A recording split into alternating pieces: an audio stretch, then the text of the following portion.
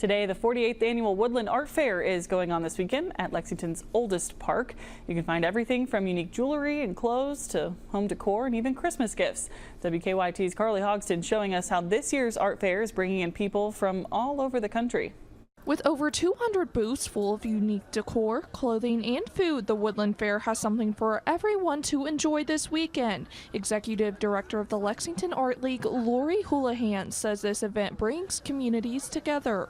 It's really representing what a creative culture we have here. We have so many craftsmen and people who appreciate handmade items and appreciate being together. In a community is what Jess Sheldon, a photographer and tile artist, said she found through her 5 years of participating in the fair. It's kind of scary to put yourself out there, but having a community of people who, other artists that support you and rally around you, and then the number of patrons that come is just phenomenal. Sheldon says that her experiences at Woodland Fair over the years have inspired many of the pieces she displays today. People share really intimate stories about their life, and that's what it's all about, creating that story and sharing community and building bridges. And many artists showed their stories through their work as well, like Scott Jones, who dedicated his pieces to his mother, who before she passed gave him a love for art and culture. She exposed me to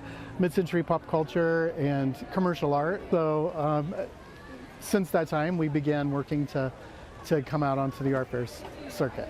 And as a first-timer at the Woodland Art Fair, Jones says he has gained a new community within the Lexington art scene and hopes to share his story with more Kentuckians. In Lexington, Carly Hogston, WKYT.